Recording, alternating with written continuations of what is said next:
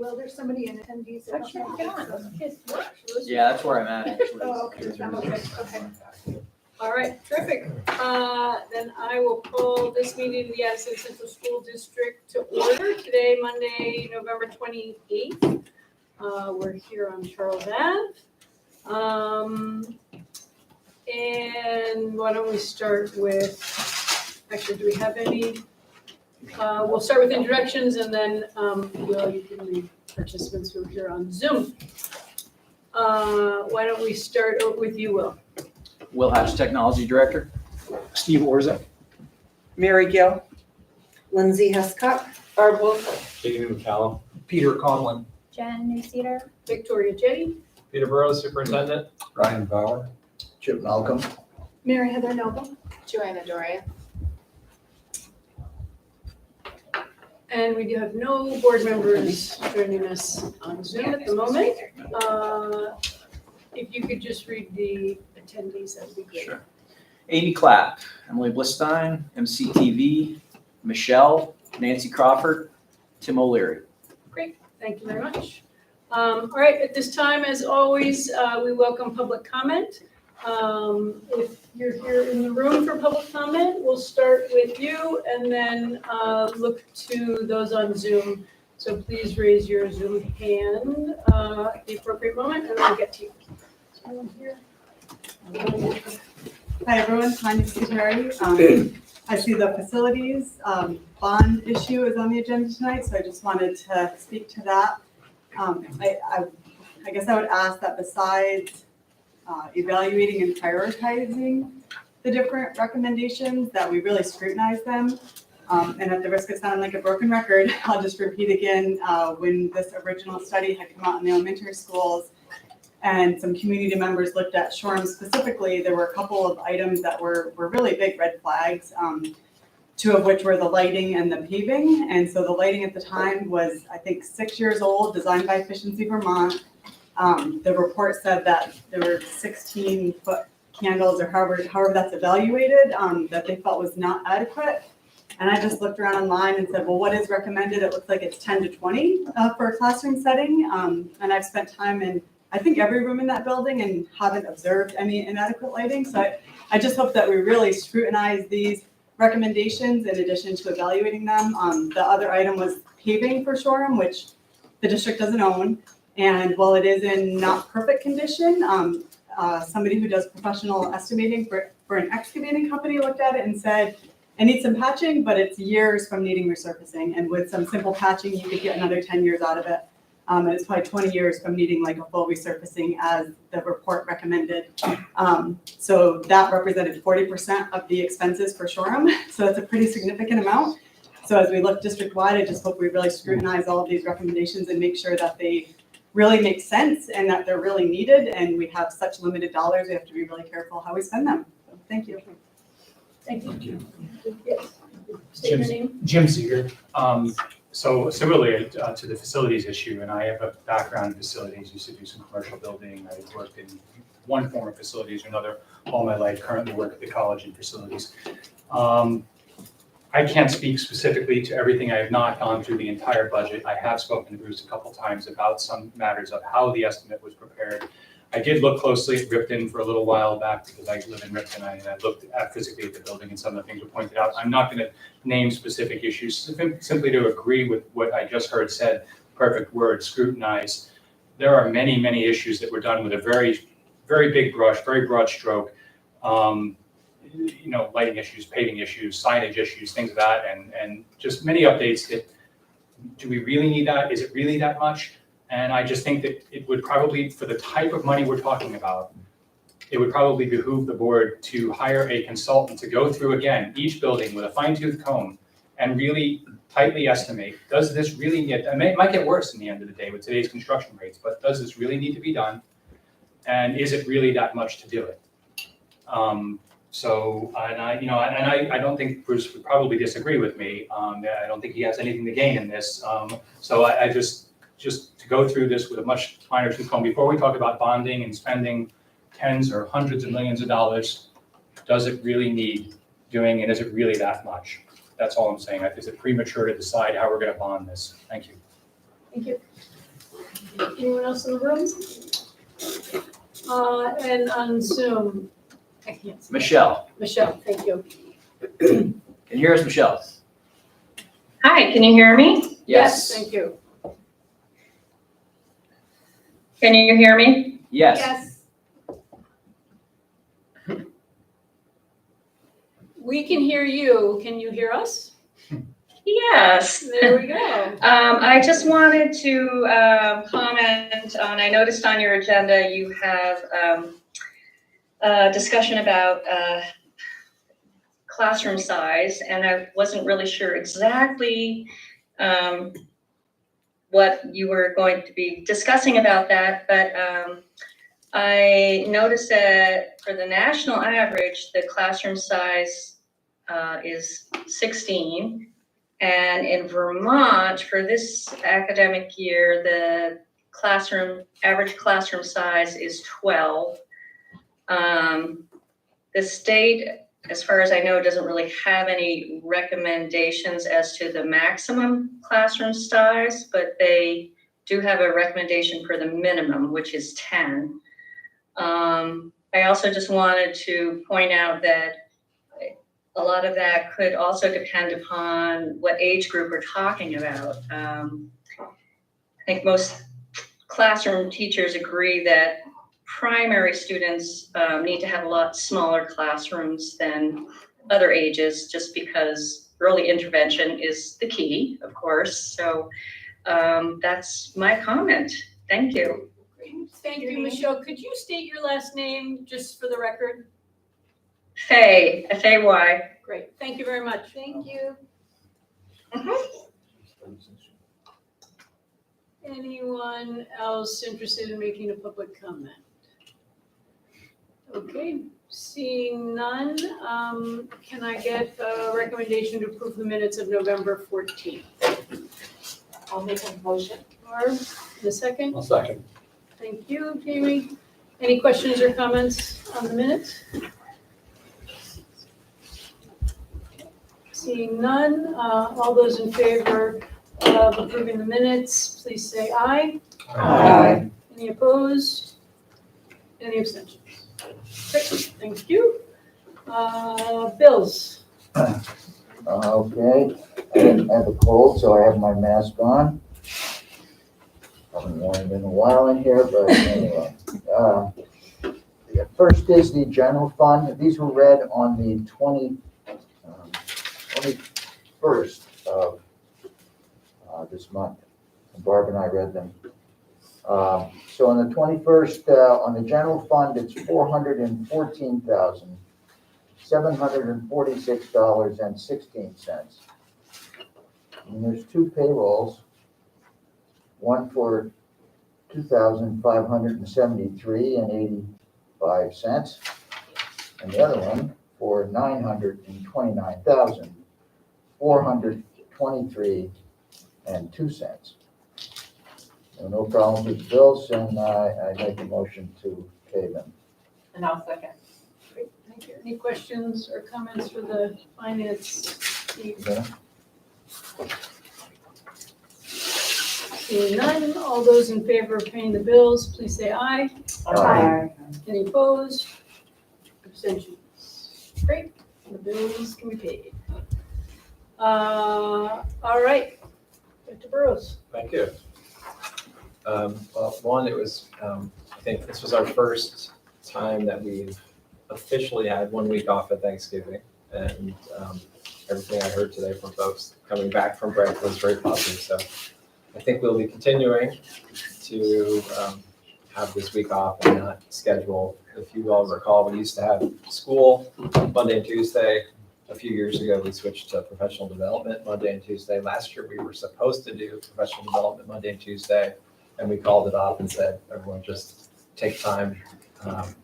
And this year, we scheduled no professional development and having the time off. So anyway, just to let everyone know, as we go into calendar development for next year, we'll definitely continue to have this week off. I think 99.9% of the people I've talked to have been highly supportive of it. Statewide. It's not statewide. It's not statewide, but I think increasingly districts that did have school on Monday and Tuesday, and some had actually a half day on Wednesdays. Have shifted. And oftentimes with something like this, if enough districts move in one direction, there's increasing pressure on the other districts to follow suit. So I haven't looked recently, but I'm pretty sure most have moved or are moving in this direction. South Burlington had the same schedule we had. I just want to put something in for the 0.1%. That this was a difficult week. Yep. There's no childcare. There's no after-school programs. There's nothing running. And I had to figure out on a day-by-day basis how I was going to work. I have no saved time off because I've had to quarantine 7 times for COVID. Normally I run a balance and I'm able to use it, but the time I had to take off this week was unpaid. And it was a really stressful week. So like day by day, just trying to figure out what Henry was going to do. And it was a lot easier for me when it was just like Wednesday, Thursday, Friday, because then I could at least work other days. And it trickles down to the people on my team because they don't know if I'm going to be there or not. And so like I was able to figure it out, but I'm like the 0.1%, but there's probably others like me where the half days are also so hard, like, because I only get to work for like 2 or 3 hours. So it might not be the majority and it's probably better for the teachers, but it would be different if we had coverage, like Mary Johnson can't run. There's no other programs available. Like if we're gonna do that, and that's like a long range plan, if we could try to have some conversation about childcare, supplemental something on all these early dismissal days. For me, it's easier to have one full day off, in a quarter rather than like a half day. Like there was one day, a couple weeks, or 1 week where it was like a half day, one day, and then a Friday off. So, and like I'm lucky at work that I do get paid time off. I'm depleted because of COVID. Right. But there are a lot of people who, their job that they have, they don't even have paid time off. And some of these kids are sitting home alone. They're like, 7 years old and they're just home alone all day because they have nowhere else to go. Or like, a family with, a 3-year-old and 8-year-old, whatever, and they're just like all home together. Like, so I don't know. I just want to represent the 0.1. So, but yeah. Well, in terms of, I definitely see that as an issue, and I think it's beyond just the 2 days or 3 days or however many days of Thanksgiving, but in general, like after school care, Yeah. Summer, like all those pieces, which tend to expand beyond school, right? To like community and school and partnership, and how do we work to take care of all those things.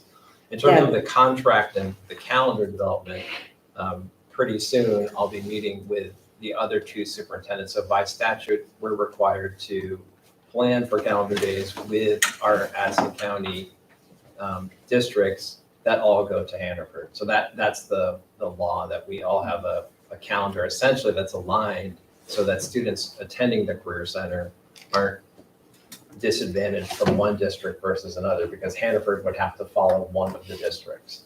And contractually, we have a certain number of student days and a certain number of faculty days each year. And so we might have more one month than another, but we have to make up the 175 student days and the 187 faculty staff days, and then obviously some employees work longer than that. So thank you for that. Yeah, I don't know what the solution is because like the college students are away and that's like a big piece of the staffing for those. But I just wish there was something we could do to provide for those days off. Not just for me, but for like all these people. It's a huge problem. Yeah, Has been for years. Yeah. I know at least for half days at Salisbury, the support staff would run half-day programming. That would be so amazing. They didn't have to do a lot of the professional development that was offered, so they got paid a full day. And so just, there's some options, I think, within our school staff, but I think you're right. I think some of it has to be the community and working with other options. Sometimes there's vacation camps. So maybe thinking through if we're going to do a Thanksgiving one, You know, Yeah, can there be something that we can work with the community to Yeah. plan for? Middlebury Rec is doing a February break camp. Yeah. It's like over $200, Yeah. so it's like, but, Yeah. at least they're offering something, so it's like, oh, okay, I can calculate this, into my budget, but yeah, we have so many brilliant people involved, we gotta, figure something out. Totally agree. Thank you for saying So strategic plan development, I just wanted to kind of briefly talk about that. I'm going to hand it over to Mary Heather to have her share what was just talked about in the Communications and Engagement Committee regarding the strategic plan. So we are getting close to that point of putting together the action teams. We're kind of finalizing that kind of process of sending out an invite, and are hoping to do that at the end of this week with the announcement of the board outreach, which Mary Heather was going to talk about. On another note related to the strategic plan for equity and kind of what we did about a year ago when we paused our ACSD student equity team as we engaged in the strategic plan for equity, it's been clear to me like throughout this year, and especially as I attend things outside of ACSD and see students coming together to talk about what they're doing in the districts, that it would be really, really beneficial for us to also be supporting that work for our students to be both kind of locally, but also working statewide with other students to work on equity issues together and bring that back. There's a lot of energy in that. So it's something I talked about briefly with Michaela at Moms today and with Justin as well. So we're going to be working on trying to get that group to continue working together and maybe have a portion of that group working with me on the kind of like state level and opportunities that exist through lots of different organizations in Vermont to be doing that work in collaboration with other Vermonters, and then having that be part of the kind of the energy of the work happening here too. So I just wanted to mention that. Mary Heather, do you want to share about the? Yes, so just to give everyone an update on the communications and engagement part of the strategic planning stuff. So we, as a board, had approved 3 of our goals and come together around the definition of equity and kind of did that work with Emma a while ago now. And we wanted to make sure that we presented what we've done so far and explained the process so far to the community before we kick off the action team who will be translating those goals into actionable tasks. So we are going to be having sort of a public, I guess, an outreach event or info session. We were sort of struggling around what to name it, a community conversation around just the strategic planning so far. So we've selected December 6th, it's actually next week. At 5:30, it'll be right before the high school's music concert. So we're actually hoping to get some of those folks to come and check us out as well and pick up some handouts as well. So it'll be a pretty simple, just a little slideshow about the process that has happened so far, how the advisory committee was put together and helped, formulate priorities to then give to the board, and how we developed our own goals and settled on a definition of equity, and then obviously present those goals and definitions, and then kick off with an invitation for folks to apply to be part of the action team to actually translate those goals into action items. And then the following day, Wednesday the 7th, we'll have a similar event, but it'll be all virtual for anyone who couldn't come on Tuesday. So we're going to be putting an ad in the Addison Independent for this week's paper. We'll do an email blast, obviously post on our website. So talk it up. We'll have links to the application itself. So if you know folks who are interested in getting involved or want to just know what we're up to in the strategic planning process, give them a heads up, direct them to that. And then from that point, the team will come together, the action team will come together to actually do the work of creating the meat and potatoes of our plan, and we'll probably revisit again with another outreach effort a little bit later in the winter. So, yeah, Barb. So the virtual, I didn't hear the time of that one. Is that Oh, why sorry, we're- that'll be 7:00 Okay, on Wednesday, the 7th. And I'll have Heather, will create a link for that, so we'll get that out. Are we doing a virtual option for the other one? No, it's either or, so it's in person or virtual. I was asked that today. It was just gonna be too much. are we, I'm trying to think, it's such a short time, next week already. How we make sure we get it out to the most folks, and I'm wondering if we have the schools maybe send out the information as well to their list? Well, I'm thinking it'll probably be part of the weekly report. Okay. Ask Emily to make sure that gets on there. We talked about it this morning and talked about doing something separate so it stands out. Yeah, that, because otherwise there's so much in some of those that Right. you may not. So we did specifically talk about doing an email blast and then also Okay. having it distributed on her regular social media channels. Yeah. And I guess the one other thing, I don't think we yet have a district account for Front Porch Forum, but that would be the other We thing don't, that we no. could maybe have a couple of board members. So we'll get content to you from our committee to get that out. Will the AD&D come out in time to have the, Yeah, I've been assured by Christy that if we get content to her by tomorrow, that it'll be in this week's paper. John's here too. Yes. So that's, just to, touch base with the community, let them know where we're at with that and then to move forward. Third thing, budget development. So we're working through kind of final pieces of our centralized budgets. I think we're feeling pretty good by the look of Matt's body language. And seem like they're going okay. And I think we'll be ready for that first draft coming shortly. One thing I wanted to mention in relation to the budget development and what we're talking about, I know we've talked a lot about FY24 and then FY25 and what kind of how we're trying to look ahead to 25 because of the loss of ESSER funds, and we see it as a time where we really have to be, we're going to be on the heels of the conclusion of the strategic plan for equity.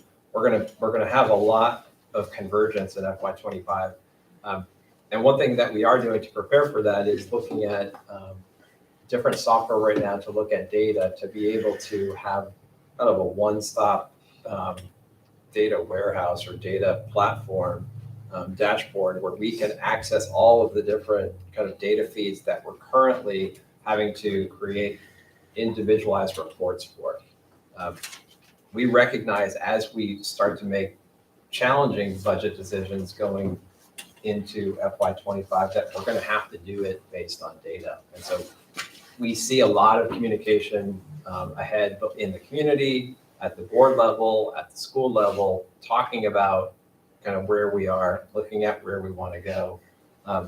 We're not going to just use quantitative data. We're always going to have a combination, right, of quantitative and qualitative data as we make decisions about where we're headed. But we will be needing that as we look at what kind of staffing we want to see, looking at staffing across all of our schools.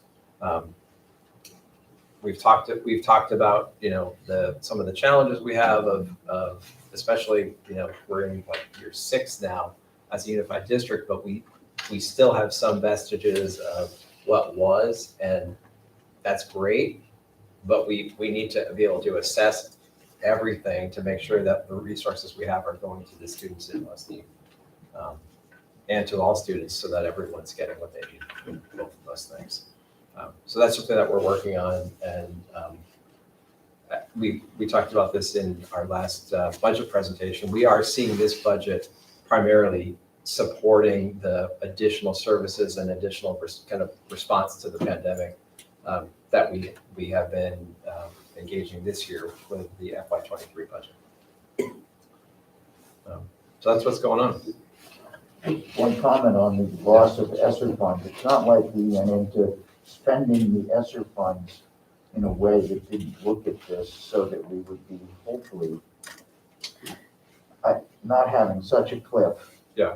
Because those funds, were meant obviously to support some of the negatives that came about with the pandemic. And so I just want to make sure that public understands that we didn't just say, oh, here's $2 million, let's go at it.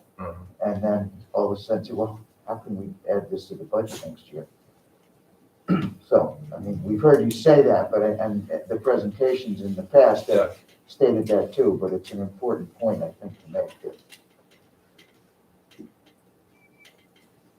I think my experience is when we've added additional positions in a building and people feel that they're effective, It's hard to get rid of. they're hard to, they're hard to. I understand that completely, but I just want to make sure that Yeah.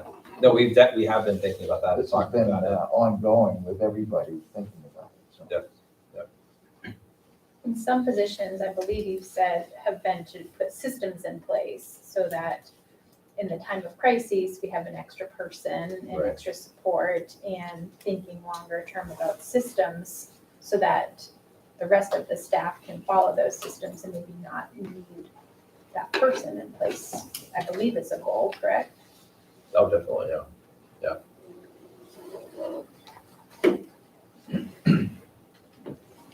Any other questions for Peter?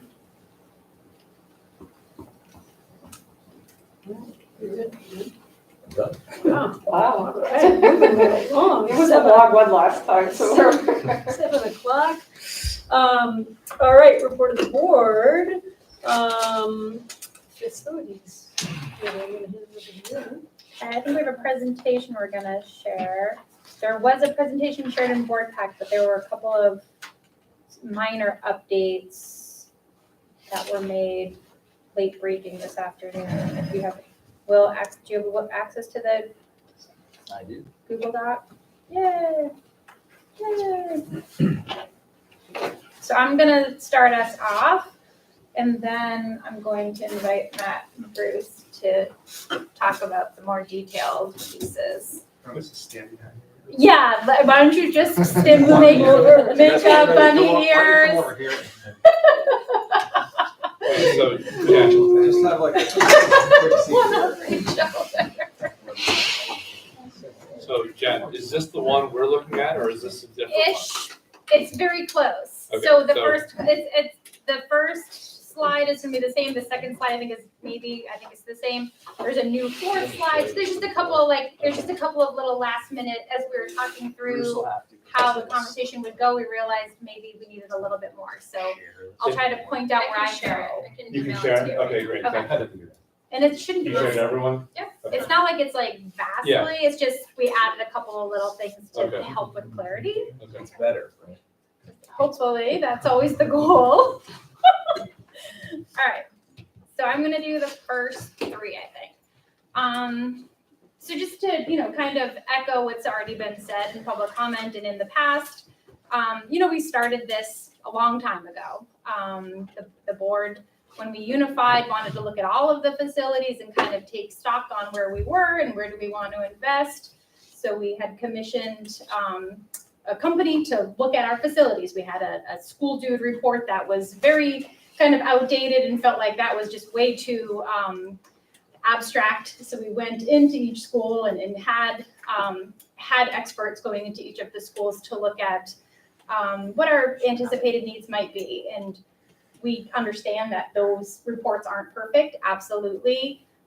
We didn't, as a board, I believe, feel like we wanted to then send experts back into the schools to tell us what we already knew, that they weren't perfect. We didn't ask them to update the reports, but we know that the reports aren't perfect. We're using them as a guide and know basically big picture. We have old buildings that need a lot of work. We have some failing systems, and we have some systems and infrastructure that is not up to current code. And so that is a fact. And any money that we put into the school would, of course, we would look into that more closely. And with Bruce, obviously there, But just to kind of set that stage where, yes, we can look at each little line and say, is that piece necessary or not right now? That's not really our goal right now. Our goal is to see, yes, there's huge needs and we need to do something about it. And so what is it, right? Our committee knows that and has talked about this a lot, that there's some competing priorities. We don't really know how we should move forward as a committee, and so we're asking the board for some direction regarding the scope, how big, how much money can we ask for, which schools, which level of the priority system should we address, and we just wanted to clarify on that last bullet that any of these options are only addressing the core needs. As a board 3 years ago, we talked about sort of what our ideal school might look like. And that was our guiding principles. And we've talked a little bit about what would our criteria be to close a school. And that wasn't ever something that we talked about. It was more positive in that, what do we want our schools to be? What do we think a great environment would be for our students? And that was what we're envisioning and thinking about how do we get there.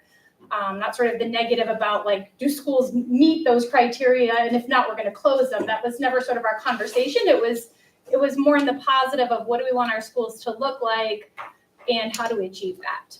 And this, this money does not do that. Unfortunately, we never got there with our conversations in the past. Okay. So what you'll see coming up is a priority system that was presented to us from the architects and experts who looked at our schools as far as the level of how to, the needs that need to be addressed. And you've seen this, you saw this about a month ago. The reality also is that there are financial barriers that it was mentioned again in public comment that we can't just ask for, you know, the ultimate amount of money that you'll see on these big ticket items. Our community is probably not going to be able to support that. So we are likely not going to be able to address every need on that list. So we want to be smart about it. Again, we're asking you for some guidance as far as where to invest. And you'll see what's maybe not even slide 6 anymore, but it might be more like slide 7, a menu of some scenarios. Okay, so this is a new slide. You don't have this or you didn't have this. This is sort of just, we wanted to just like summarize it a little bit, where we're going to review the facilities needs and some of the discussions from the committee. We're going to ask for some guidance from the board. Basically, should we go out for a bond, yes or no? If we go out for a bond, what are we looking at there? What would you like us to pursue moving forward from here? A certain dollar amount, certain needs that you see on those lists. That's kind of what we're going to be asking from you at the end of this. And if you decide that you do feel like we should go for a bond, then we would review that process in the impact. You'll probably hear about that anyway in a more higher level. All right. And I think this is Bruce. Yeah, we're gonna go Tag team. tag team style here. As I think we've all looked at before, the priority system is what gets used to rank all the different deferred maintenance and systems renovation projects. It allows us to section off things into different priority levels, which we're going to see how those break down in the next slide. With the idea being that it's a way to make a strategic plan that also factors in the things that are the highest level of needs. The priority 1 are items that reflect code issues and failed systems. So code issue could be something like an ADA compliance or what else? Right, so for ADA, for example, we have in some places in our buildings, sinks that have cabinets underneath them. Well, that's a ADA violation because you need to be able to roll a wheelchair up to the sink. So, you know, things like that would have to get changed. Other code compliant things, we have some outdated fire alarm systems in some of our buildings that don't meet today's codes. They need to be replaced, even though they still function. They need to be updated. You know, egress lighting, actually, we had a power outage not too long ago in Middlebury, and it really brought the light, or not, our lack of, emergency lighting in places. And so we've been addressing that, through the regular budget as we can. But it's a fairly widespread problem throughout our buildings, just because of the age of the construction of the buildings and what was acceptable when they were built. One of the things that we're going to see throughout the presentation is that priority one doesn't necessarily mean that it's like the biggest ticket item that a school might need. It can be as simple as repainting the handicapped logo on a spot in the parking lot, because that brings it up to code compliant. So it can be a small ticket item, but it does have to be there in order to meet code requirements. Priority two can be some of those bigger ticket items, because these are systems, whole building systems that are reaching the end of their usable life, even if they don't present a clear safety hazard to the people using the building. So what would examples be? Yeah, so an example of a priority two would be, circulating pumps for a heating system in a building that are, at or beyond their end of their life. So the risk you run is that they fail during a critical time. It's 10 blowout, your pump fails. That could cause, a lot of freeze ups in the building and a much bigger problem. So those would be items that you target to replace ahead of time before they fail. And basically you renew the life.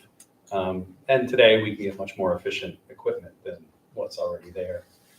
So that would save us some money. Not, the return on investment isn't low enough to really, in some cases, it's not low enough to really make it, an advantage right off.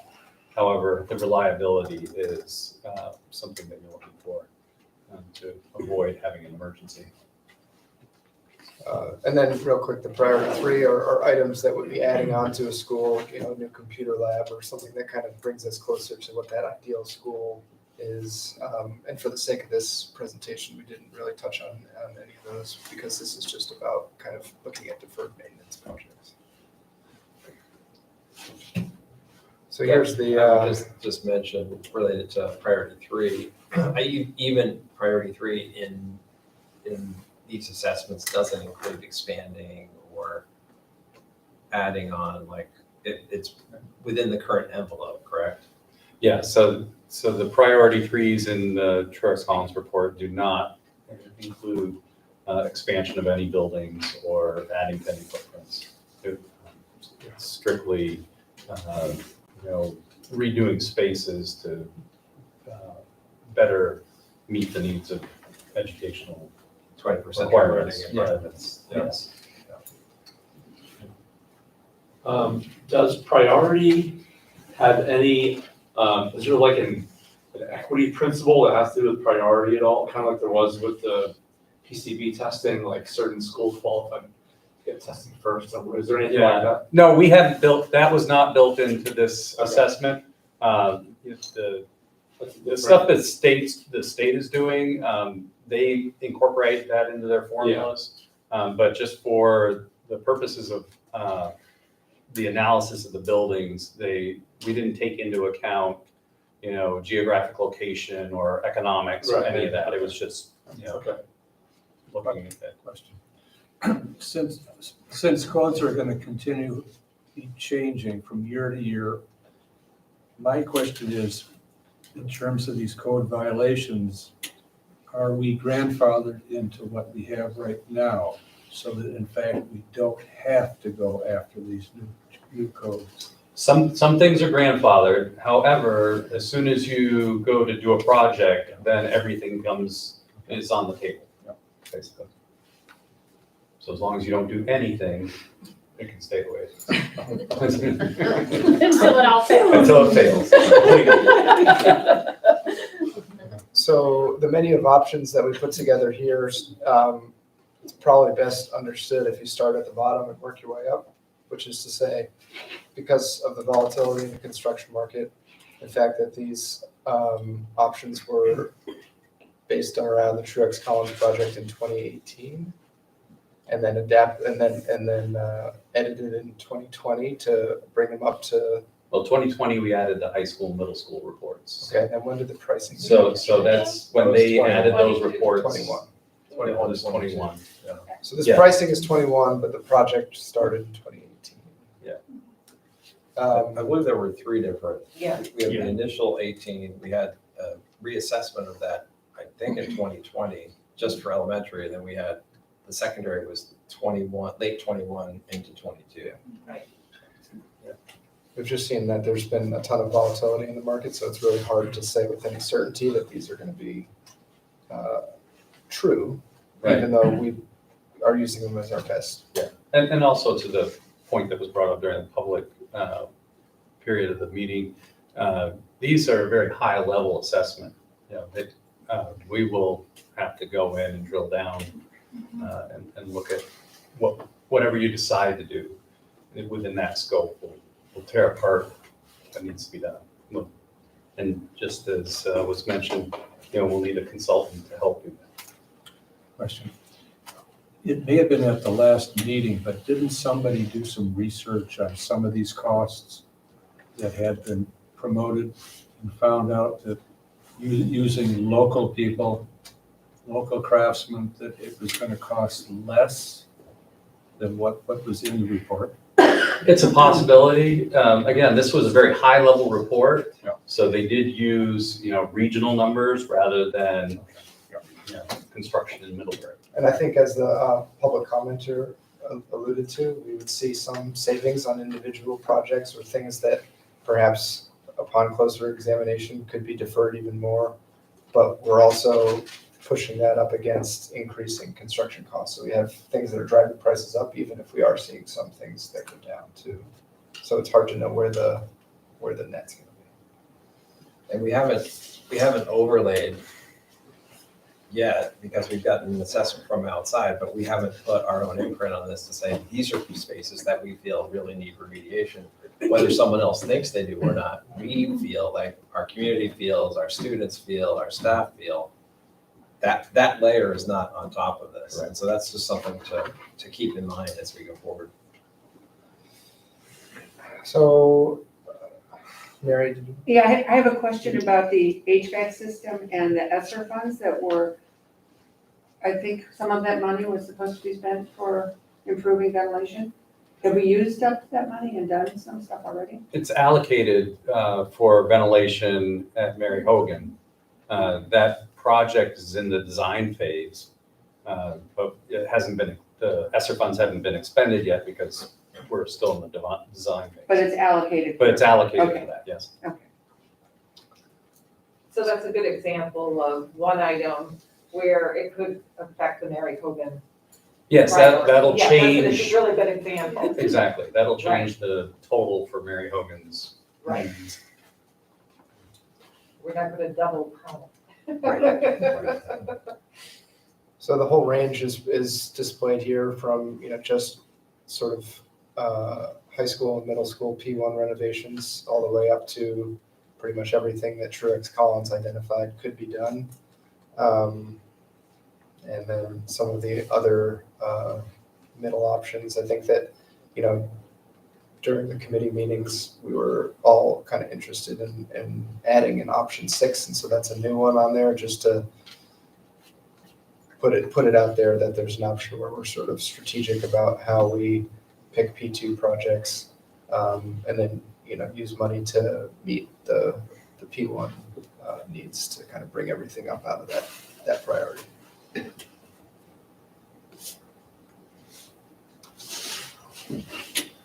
These are some of the things that we just talked about, which is, that we're working with some older data here. In 21, we saw that the prices went up 88.5% to what we just saw in the last slide. Truex also uses a 10% cost per year escalation factor. So that's kind of whatever year this bond winds up going out in, you can kind of project those prices would increase at about 10% per year since 2019 or 2021, sorry. And then I guess the other piece of it is, with housing slowing down, we might see costs dropping in the next year, and it might be a strategically good year to start thinking about pushing forward with projects, because if it's a recession or not, it's always a good time to be strategic about how you kind of catch the trough there. The economy comes down. Just a pie chart we threw together with some of the data, kind of give you a visual representation of how these costs break out over the district. As you can see, the lion's share is at the high school, and really that's because that's the biggest building in our inventory. And so it's proportional. The middle school's got a big chunk, Mary Hogan has a big chunk, and then all the other schools kind of fit into a piece of pie the size of Mary Hogan. So,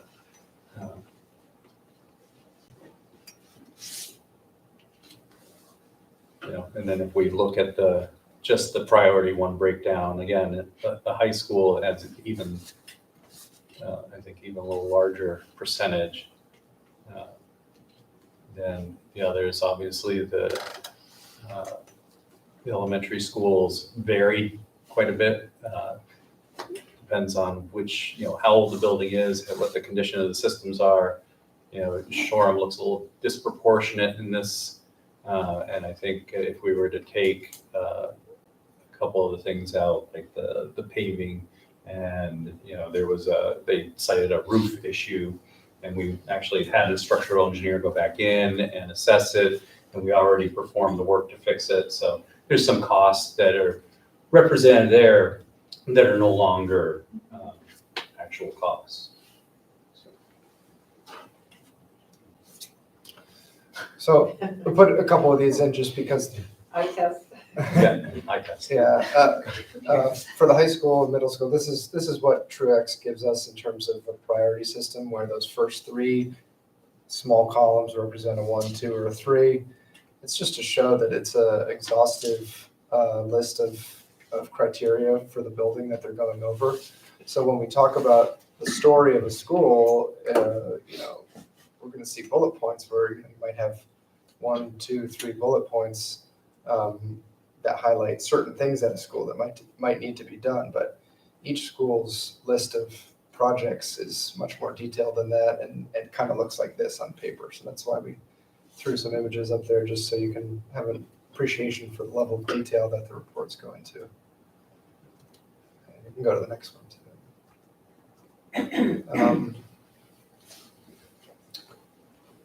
Again, these might be better read through than spoken through, but they're samples from the reports picked from each of the schools as an example of what a P1 or P2 could be, which is not to say that these represent somehow the highest priority items. As a whole, the slides are designed to show you across the whole inventory of buildings what P1s could look like, what P2s could look like, by drawing specific examples from the report for each school. So ADA compliancy, or compliance, we see here, 911 compliance, are kind of code things. A cracked chimney is more of a structural engineer, building safety type thing. Exterior wood shingles and paints, and then the roof. So we see two different roof issues here, sort of roof-based issues. That chimney one is a P1 because it represents a health or safety concern to the building users. The second one is the roof's at the end of its usable life. That roof project is a $100,000+ line item that, again, shows that the P2s can hold a lot more of the cost than the P1s sometimes. Just a quick question. You talk about how, once you start, you all of a sudden have to do everything else. That's a code issue. So like, just as an example, if you replace this chimney or fix this chimney, does that automatically trigger that we therefore have to do ADA compliance with bathrooms or install the E911 compliant phone system? Good question. There's like a level. It depends what systems you touch. So if we're working on the chimney, I believe we could do that without having to dismantle anything inside, or start to tear apart the interior of the building. So I believe we would, dodge the bullet there. But as soon as, we move in and start to do things inside the building, then we'll be subject to bringing it up to current code for everything. It was really just a question, not Yeah, any objection to being ADA compliant. right. No, it's true though, because, there are certain items where we can say, like, if we do this, it's loaded because it comes with these other 4 or 5 cascading items that have to be part of that one. So it's not as simple as just saying, pick option A or option B. Right, and that is really where we'll need to step in and say, okay, we may have to wait on this just because, if we do this, we're gonna end up having to replace all of the ceilings, all of the lighting, and it'll really mushroom. But we'll have that ability when we know what we, when we have a direction on what we want to do, we'll then take that closer look at everything to drive, develop a really detailed scope.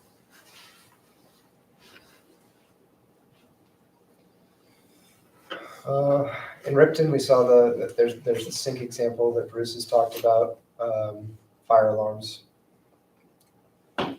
Whereas on the P2 side, got an air handler and So that's a fairly minor thing, for P2, the broken damper actuator arm, and I think we fixed it. I think we fixed it by taking it out. Off the list. Yeah, we just shut that off. Well, and so that's one other point of this, right? So our question to begin with was bond or no bond. And no bond means there's gonna be things that need to be replaced, right? And so some things already have because we've had funds in the system. There is a facilities budget. We've used our capital reserve from our whatever it is, unspent money from our budget, surplus spending. And so we could allocate more money, in our budget to be able to take care of those things as they come up. So that is a reality. And it's not like Bruce and his team are saying, if there's no bond, these schools are just going to crumble and good luck. We're still maintaining the buildings to the best of our ability as the needs that Bruce sees and the schools see come up, right? And so I think that is something that we all need to keep in mind as we go through these lists and, see the big list that they gave us that they're on top of a lot of this. And, we'd like to be able to tackle more of them because there's been so much deferred maintenance. But it's not like we're not going to do anything if we don't. Yeah. And from a bonding, from my simple understanding, there's some advantage in the sense that you can group things together. What you're doing is you're spreading the payment for those over time. So it's not like, it's all hitting the budget at the same time, So it's really carrying that loan or that bond through its life, So whereas if you're doing them piecemeal, it could actually have higher implications on the budget, if in fact you have to do some repairs. Right. So it's this balancing act, right? It is. I mean, if you use the Truex inflation of 10% a year for construction and compare that to whatever your bond rate is, if you buy it all in 1 year and your interest rate on the bond is lower than 10%, in theory, you've saved money by doing it all at once. Right. Well, also with the cost of construction, if you look at doing, taking $30 million and spending it today, and you spend, what could we realistically put yearly into a budget? Maybe $1 million? Right. So It's 30 a long years time. of $1 million a year, you're having to do things piecemeal, and you're spending that $1 million in 30 years is worth 200,000, right? Well, go ahead, Chip has his hand up first. The other thing, not an elephant in the room, but the other major factor too, is that, when all these buildings were built, at least the middle school and the major renovations to the high school, as people say, the new school, which is the middle school, which is now 25 years old, there was state aid of 30%. That was a tremendous balance. that hasn't been around for a long, I don't know how long, Peter, but it's not been around for a long, long time. And looking at what the state's gonna have to deal with, whether it's PCBs or whether it's other types of things, we can't count on that of any type, I would think. Although, I would have to say that as a state, somebody's gonna have to address it, because these districts, we're not the only one. Everybody's in it. No one's built a new school in 20-something years. When has that happened? Because there isn't that ability to at least spread the cost out across the state. Now, maybe that's gonna happen with the Burlington issues and some of the other huge bond issues, but that's an issue. That has not a basis on what decision we made, but it's a different world right now than it was when our district and a lot of other districts expanded and were built. I have another question about the, some efficiency in terms of the Inflation Reduction Act, which there's a lot of money going into energy efficiency and repairing old buildings, all that stuff. I mean, lots and lots of money. And I listened to Bill McGibbon the other day talking about how he's so bullish on this act because he says it's going to transform, if it's done right, our buildings and our infrastructure. Is this something we can take advantage of? I mean, I don't know enough about it other than what I'm just reading about the amount of money that's going to be pushed out to get these efficiencies in. Yeah, I don't know how the money's being dispersed at this point, but clearly it sounds like a lot of money is being made available. Certainly that would be, something that we look at closely for whatever project we're doing and try to take full advantage of it. Yeah. There's nothing in it that specifically says schools. It doesn't. Can there be? Talk to your congressmen and senators for that one. Yeah. Okay. I mean, the one in Washington. Yeah, the Washington. So, but that is an initiative that we really need to be, as citizens of the United States, pushing for. Yeah, again, Schools it is not in any way targeted towards schools, unfortunately. Because if there's any way you get some serious bang for the buck, they would be schools. Mm-hmm. It sounds like we need to take an action item though, as a committee, to maybe do some investigation as to what that could do. Because that could enable us, to do a bond and take it further and include maybe some energy efficiencies that, based on what we're doing here, I don't see us being able to do. We need a fairly defined scope to be able to do that. Yeah. Yeah, that was part of our ideal school model. Yeah, was but to we might be have- able to pick up a little bit more Sure. if we could get some of this, justification for some of this money too. The committee can certainly look Yeah. into that. If that seems So- like that's a possibility. It sounds like maybe not, but maybe there's. Well, we don't know. I'm not even sure Some that funds. it's been completely written. No. Yeah. We can spend our time writing for our congressman. So, Will, could you go to the end of the school by school? There's a board discussion slide. Just pause on that for a Yeah, minute. so there's more details basically about every school, some kind of high level. Back one second. We wanted to pause here in the middle of the presentation roughly to open it up for discussion. It feels like a good place to do that because everyone's started to discuss anyway. So I think that, I think the main agenda item is yes or no on that first bullet point. Should we go out for a bond? And remember that it's a 1-year process leading up to the actual ballot vote for that bond. So it's, we've seen the work that needs to be done today, and we'll be looking at voting on this in 24 town meeting, 2024, and work to commence after that. So we're potentially 3 years away from 2.5 years away from breaking ground on any of these projects. I do think not just that in order to sort of, for the board to answer the first question, I do think it's important to go through your next slides, which lay out what it means for the taxpayer. Sure. The different scenarios. Does everyone else agree? Yeah, that's great. Yeah, I Sure. think the more information is better. Got it. Super. All right. Didn't want to overwhelm everybody, wanted to give a chance for. No, I appreciate that. So we've got a study here, studying the tax impact of bonds, on property tax. And so on the left in that green column, you can see all the different slices of bond amount. And then in the far right column, the percentage on average that tax rate would change.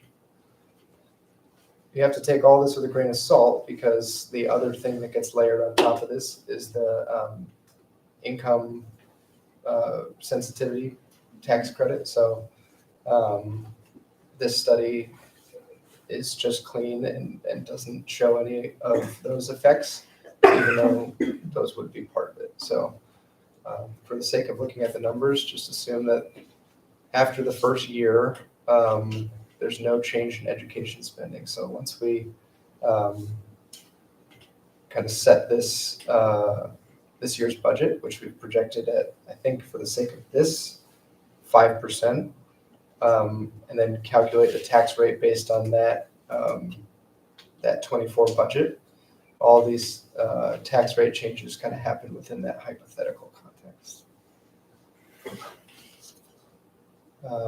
So again, here's a walkthrough of how you're going to get the tax rate. We estimated the property tax yield, which is a number that we're going to get from the states pretty soon, next week or so. We picked last year's number. I believe it's a little, maybe a $500 increase. So that's the first number, and then the weighted pupils, we use the new formula for what we expect our weighted pupils to be this year. We took last year's budget and just increased it by 3%, so it's a very small increase in the local budget, giving us a very small increase in per pupil spending, and that gives us that first district tax rate number. We use Bridport as the CLA adjuster because it's the median of all of the towns in the district, which gives us that adjusted sample district tax rate.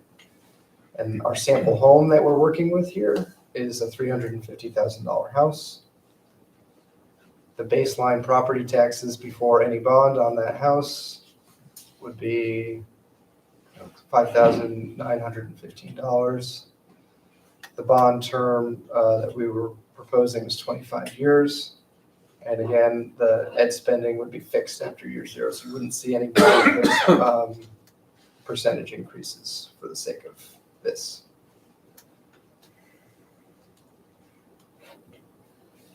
So year 1, and there's 3 slides that take different sections from that 25-year bond period. Year 1 is I think the most humane one. Things don't. So this is all because I think it was me. I'm like, I don't even know what does an average of 7% increase mean for me? And I didn't think anybody else would be able to put that into their own context. So Matt did all this work to kind of show what it would be. The problem is it's an average. So it's not just every year it's going to be the same. It's going to differ from the first year. The second year's the worst. And then it tails off as we start paying down the interest. And so what he's trying to show with, a $350,000 home, like just trying to get in. So this wouldn't be, this may not be anybody in this room, but it's an idea of you can plus or minus a little bit and try to estimate for yourselves and for your friends and neighbors, how might this affect us in real dollar terms annually? So that's what we're looking at here. And as we zero in on the scope of our project, we can take, let's say, 40, 50, and $75 million slices, and then do a second study on top of those with the income tax The sensitivity, calculations to show that. And this is, essentially this is for 1/3 of our populace, right? Would be the These- full amount. These numbers, I mean, income sensitivity is around 60%, I believe. Right, but So- to be fair, that when you pay based on income, that rate also goes up as you spend more. It's not, Right, but it's not a hard. It's just a different It's a number. different calculation. It's a different number. Right, but the percentage increase is in fact similar. I think. Similar, okay. Yeah. So you can see the delta in that last column of, dollars, for the 10, 20, 30, 40, 50, 75, and $100 million bond, in year one. In year two, they go up.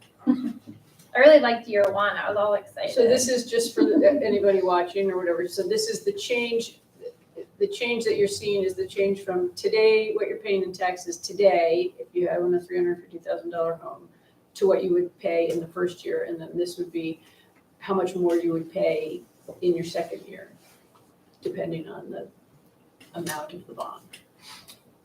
I was writing notes, I may have missed it. So we've already gone up once in year one, and this is the Yes. additional increase. So for in year which is the two- most painful year. Yeah, in year Correct. two, at a $10 million bond, you pay, $11 a month, give or take. But at a $100 million bond, you'd pay, $111 a month. So it's, Oh, so would it be $50.70 plus $130? No, that's the total. Just the year two. Your, and that would total. be in what your year. Okay, so it's not like compounding. No. Correct. Oh, sorry. all right, let's go to the next one. Get that quickly. Year Jump 14. to 4. It's starting to tail off a little in 14. And then we go to 24, I think is that, 25. Okay, so last year goes, down pretty substantially from that high mark. I'm just curious, how many bonds do we currently have? In the last 25 years, how many bonds have we brought to the voters? Just the roof, right? Just the 97 bond, and then I did the Renton bond. Yeah, there was a- I know Shoreham used that, I think theirs is paid off now, but we had a bond in The Shoreham. roof at the middle school. Right. And the roof at the middle school. That was the most recent one. When was that? The small school, I think, 10 was years ago? 2012. So we're still paying that, Right. but that's pretty much it at this point? It's gone And the down, I mean, Renton- the amount I has think gone down a we have a lot, little if you look left at the over. budget information, we paid, It is a relatively small We bond. we don't have a lot of big bonds. No. So, My question is about considering the impact of the Hanford Career Center's bond on this big picture too, and how much that is going to be increasing for the taxpayer. So did we factor that into, I'm just thinking about the big picture and the increases in taxes that folks will be paying for that improvement. So the On starting. top of, yeah.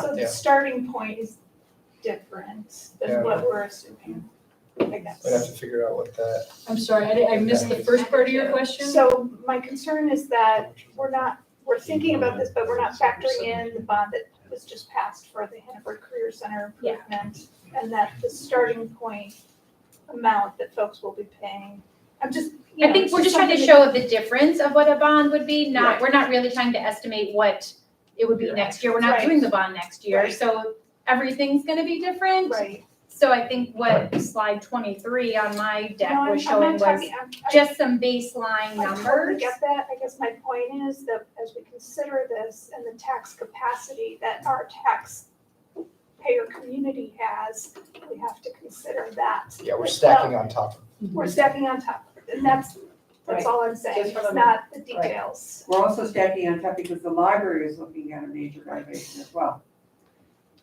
So just to be realistic, Yeah, that's my only point. that's good. in trying to evaluate this, the committee basically tried to look at it from different directions. You look at it from saying, here's priority list, this, and this adds up to a bond of X amount. okay? Or do we look at it from the other point of view, at least in the beginning, and in trying to make these really huge decisions? What does $100 million bond mean? Well, obviously, there's a lot of things that can happen within that, but this is grossly what it would mean relative to how the district would deal with this. Yeah. So it's a little hard to know how to come by, these are such big numbers and such big issues that when we're talking about paving at a elementary school, it's not even in the same realm, okay? But I think this is one way to look at it, which is helpful, I think, to me, and say, geez, am I gonna vote for $100 million bond? I don't know. If you could convince me, am I gonna vote for the other end? Yeah, but we're not gonna get anything done. So this is a really, really hard issue because we just didn't know how to approach it. And I find myself struggling with how to approach it as well. Do you sort of pick a number and say 40 million feels right, and then you build the projects within that? Yeah. Or do we say, these are our priorities, Right. and pay what it costs? And that's, I think, essentially why we came up with that sixth Option. option, Yeah, was because if we found a number that we were sort of comfortable with, we knew we could at least get the priority ones that we felt every school, at least I personally feel like we can do that for every school and then build on, other needs that the district feels are really crucial to get through the next 25 plus years. Yeah, to your stacking point, though, I think that it's also important to realize that if you make a decision in year one, then you're kind of stuck with that bond for 25 years. And then if you want to do another, if some of those things that you don't do in year one turn from priority twos into priority ones over the course of 25 years, which they all will, then you don't have a plan for those either. I thought you were thinking we weren't gonna have enough to do to spend, like if we buy too much, I'm like, we'll find things to spend it on. Because you can't just stack them on top of each other. Right, the bonds, yeah. Can we just go back to slide year 14 and you kind of look at the difference? It's not a lot of difference, unfortunately. We haven't gone down that much, right? There's still, if you look at the tax implications. So, part of me would hope, oh gosh, by the time we get to halfway through it, the impact is less, so now can we introduce another bond? Oh, But yeah. this is big enough that, when you have a small bond, yeah, you could do something like that, but these are big enough that we, I would be hard pressed to see us doing another bond. Right, and That's the scary part. and I keep thinking of what the Career Center just said, that was not a small bond. So we just have to be thinking about The other issue that we struggled with is, once we had the elementary school study, which was obviously the one which drove everybody bonkers, because there were gonna be maybe some schools that would be closed in that situation, whether it's a positive report as Jen presented it, and that we were looking for ways to provide great education, or whether we were cutting out places that didn't make the grade or weren't worth putting money into. Still an issue out there, guys, so amongst different parts of our community. Certainly I hear that. And I think that was an issue, and then when we got the second report from on the middle school and the high school, obviously that added huge amounts of money to the whole thing. But it, then we're trying to struggle with, well, is this a bond just for elementary schools? Is this a bond just for the single schools in the district that serve the whole district?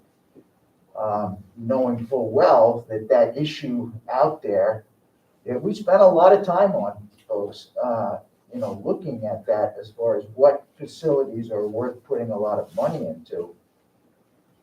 And we're sort of, in some ways, abandoning that approach. That's the way I look at it.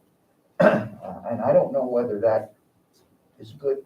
Certainly it's a good thing controversy-wise, but not necessarily, because there's other folks that will find it very controversial that we aren't addressing that at some point after all this work. So So, I'm not taking a position, I'm just saying, this has been a struggle with the facilities committee to try to do. Yeah, and one additional thing, having followed all of the discussion on Truitt's Collins and the various different options he presented and that kind of thing. In almost all cases, in order to help with the equity between some of the schools, he was recommending doing work on the school that was gonna receive, more kids. And because our buildings are tough. And so that is kind of an issue too, when you now look at a bond that may be potentially very big through necessity because of the maintenance issues, in the future, how could we then introduce yet another bond to, really take into account some of those inequities that Truitt's Collins identified, based on different schools. If you should, want to close, if we should want to close a school. So it's really complex and it's hard to get your head around it. so I don't know how, if you want to go around the room and ask folks sort of where they're. Well, I think the first question to be answered really is, if we feel that we and the community would be ready to discuss bonding. And then if yes, I think the two approaches, do you pick a number that you think the community can absorb from a tax perspective, and then work backwards? Or do you say, we're gonna, make every school ADA compliant, let's see how much that costs? Or and pick projects. I think those are the two. I don't have the answer, but I think that's the answer that we need to find. And so maybe it's worth going around and just taking a poll of folks if they have But it helps if we strong put up position. that option slide. I think we're just doing the yes or no first, right? Or doing that all at the same time? If we put up that one slide, it just I shows think the different scenarios. We can do it all at the same time, All at the yes, same and then give your reason which way you go, Great. or no. So that was slide 8, I believe, Will. Even though we said it was slide 6 at the beginning, we added some slides in. You wanna start, Peter? I'll start, and I guess I'm be thinking out loud a little bit, so I may have to adjust as I go. But it seems that, ultimately, we're gonna end up picking a number that feels like it's what the taxpayers can do in either scenario. Because if we say we wanna do all these projects, and it's $96 million, Yeah. we're gonna say that doesn't feel like the taxpayers can do that. So I guess to me, it seems like we sort of should pick a number. We're gonna find out from that number what we're leaving out, and we're gonna be told whether we're making a big mistake by the people who know better about our facilities. And then we will probably, adjust more on the fly. So I think that's where I'm coming down at the moment. I'm also not, I have a little bit more of a positive view of the non-bonding option in that it allows the board to be a little more dynamic and able to adjust as things crop up or don't crop up over time. I'd hate to pave a parking lot and then find out the school is filled with PCBs. But that can happen anyway. However, the fact of the matter is the logical economic way to go is with the bond. Yeah, I mean, actually, I'd like to get Bruce's thought on that. Sure. So, yeah, we're just starting down the PCB road in our district. We've had a team come out and assess the report school. That means they just went and looked in every room and looked for suspect materials. And then within a month, I should receive a date when they're coming back to do sampling. I haven't received that date yet.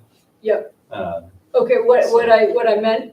Okay, I'm actually sorry, was, I cut you off. If you could comment Brandon, on related sort to of the bonding. strategy of bonding and getting a big Yep. lump sum and spending it versus having money set aside each year for piecemeal. I think the timing of things, if we bond for a lump sum, it would allow us to shift money towards the PCB issue just because our testing should be pretty well complete. I think our last testing is actually in 2025, and I doubt we break ground before 2025.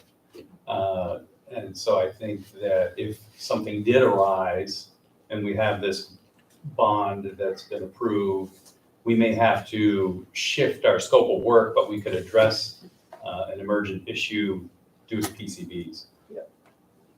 And do you, Peter, have a thought sort of on the idea of bonding and getting a lump sum versus trying to allocate I mean, I more think- each year? I think,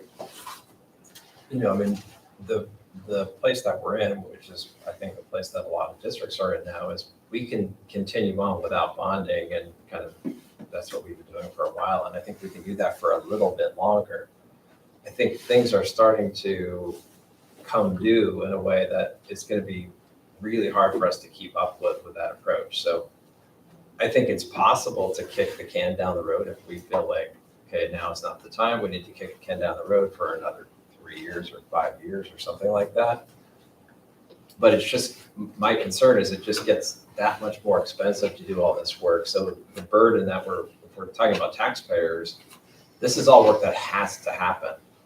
I mentioned earlier that the P3 world and actually thinking about a 21st century learning environment is also something that, those of you that have traveled to other places and seen what like a new school looks like, it feels really good.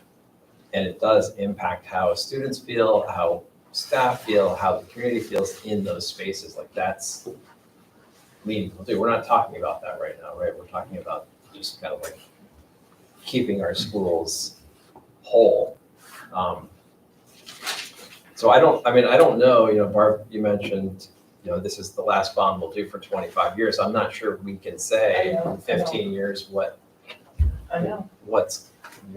coming, or what the state might stand up for too, at some point when they see that this is a need. So I guess I feel like, given that we have such significant needs across all of our schools, I don't see the approach of trying to put it into the budget being cost effective, or really working to do like all the things that have been identified at the high school specifically, to do all of them at once is so logical, given how connected all these systems are together. So we're gonna save a lot of money and be able to lift some really large projects that if we try to do this one by one with 1.5 million this year, maybe we have 800,000 next year, I just think it gets more challenging. That's kind of where I see things. Could I just make a comment on that? Because that's another issue that came up. There's a formula that Rex and others use to say, okay, you put all this money into this building. What happens if you build a new building? Okay? And that gets pretty close to the amount of money at the high school. Now, realistically, no, we're not gonna build a new high school. I wanted to. Yeah. They shut me down. Well, I wouldn't mind it, I wouldn't mind it either in certain ways, but I mean, there is some logic to all of it that says you get so close with all these things that you need to do with this building, that maybe you're better off not building. Now, I'm not saying any of us bought into that, I but did. that came up. No, and it goes the same way. You say, okay, if you look at, and I'm just using as an example, Shore, Bridport, and Cornwall. Well, if the improvements needed there cost $12 million and building a new West Side elementary school costs $20 million. And it would be a phenomenal, beautiful, state-of-the-art school. What do you do that? Yeah. What do you do that? So yeah, those are But things to keep in mind. Yeah. All right, so let's go around and speak to whether you feel that now is a moment to bring a bond to the public, and two, I think I'm leaning now, not just weighing towards what Peter said, sort of going with a number and then backing it out from there, or going with projects and seeing how much we can get done. Who wants to start? I'll start. Brian? Yes. Basically, in listening to all the conversations, some of the things that I have taken into consideration is the present financial stresses on the taxpayers. It's inflation. Everybody is hurting at this point, whether you add $5 to their taxes or $120, it doesn't matter. They are being stressed out right now. Secondly, you have this PCP issue. We don't know whether we're going to be involved in it and how much. Third, I would like to get a clearer, real cost view. I would like people who know what they're doing to go into these amounts and say, no, it's not that, it does not cost that much. We can do it for. And I guess fourth, if you set a bond, let's say for $30 million, and you don't start your work on building for 3 or 4 years, you're not going to be able to get your $30 million worth out of it because things will cost more. So what I would prefer at this point is the non-bonding flexibility. And then if necessary, if things change, if we get a clearer picture, maybe going to a bond with the taxpayers. Thank you. Yes. Thoughts? I struggle with this a little bit because there's so many variables in this whole thing. And I've lived through the whole facilities master plan, and I'm conflicted in many different ways.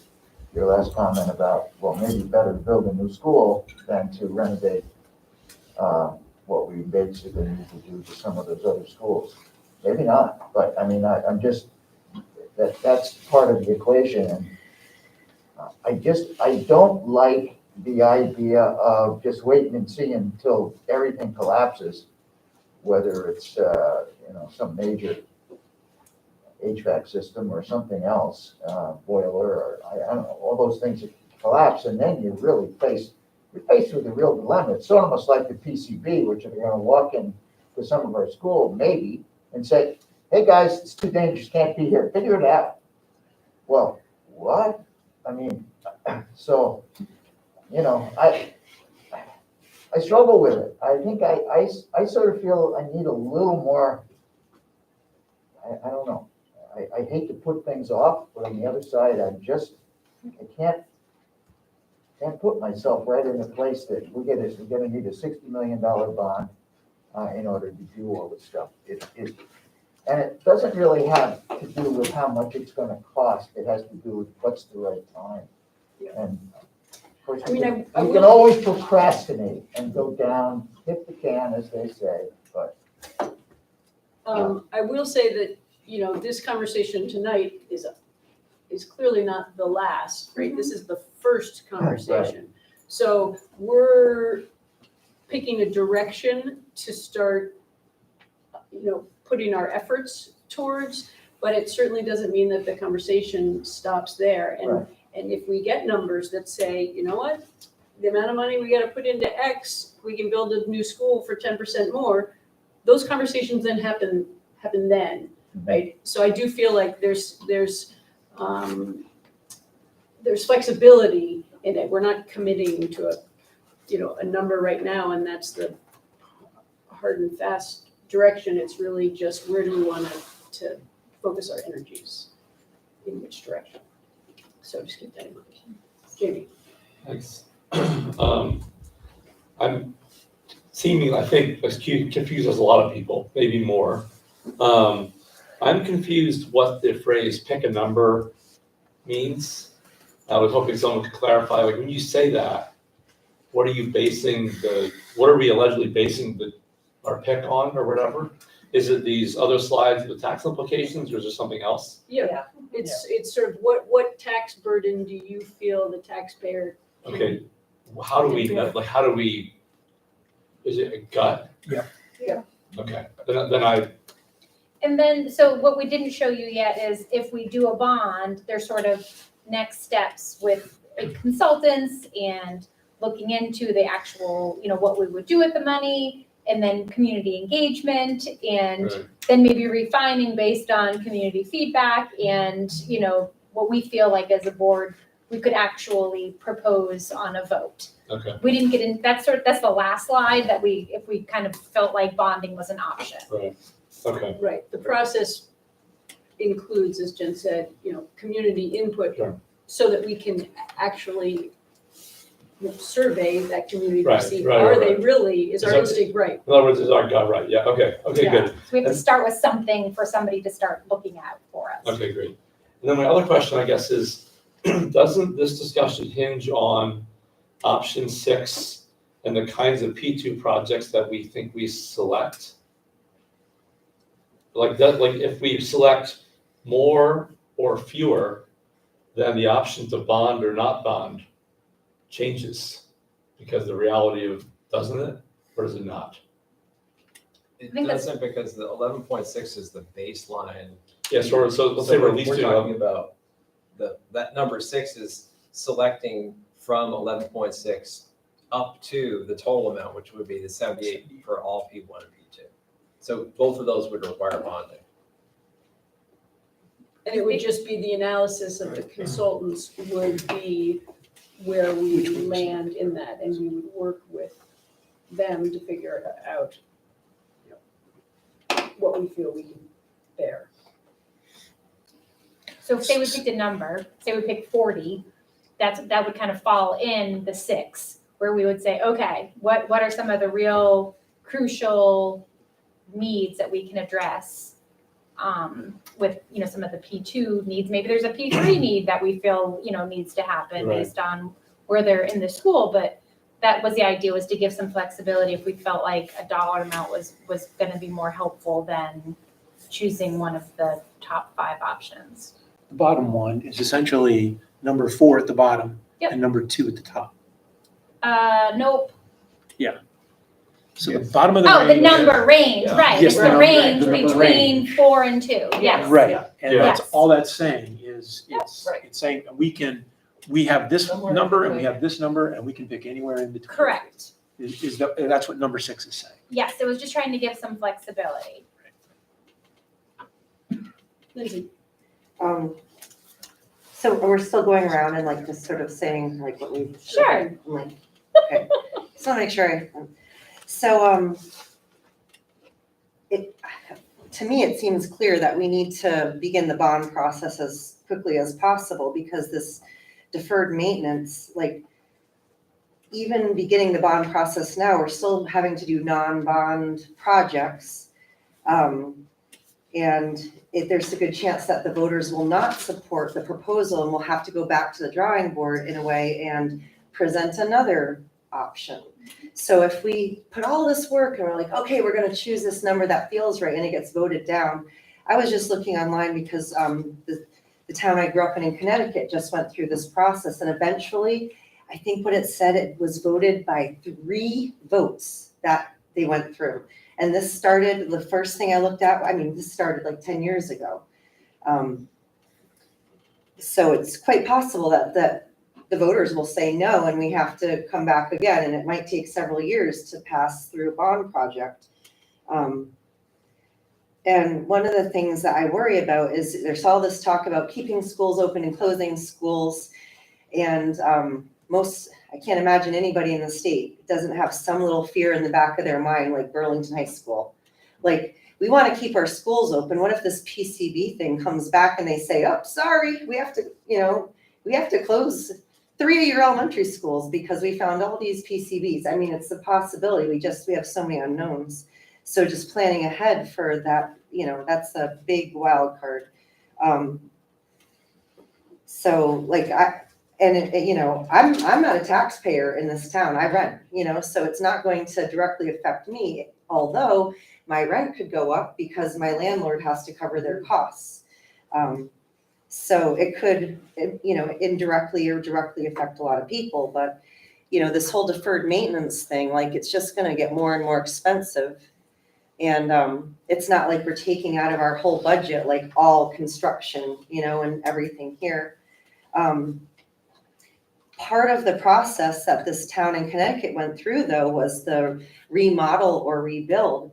And they ended up building a new school, like it was so close in cost by the time they did all the remediation and everything. And, this, I don't know, it just seems like this is something that we should start on, while we can. I don't know.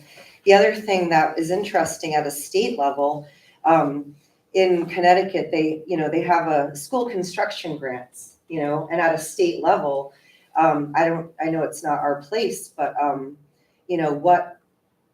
what's being done to try to push at a state level, or at a federal level for school construction grants, because this is happening with everybody, and it could be part of the process of like organizing, in sort of a grassroots way, that we need to have some process for, matching or something, because it's just, the last thing you want. What if Mary Hogan's heating system fails next winter? Where are all those kids gonna go? There's no way to distribute, 400 plus kids throughout the other schools in the district, if, say Shoreham's heating system fails, you could distribute those kids, but it would be so expensive with the busing, so it's just gonna cost more.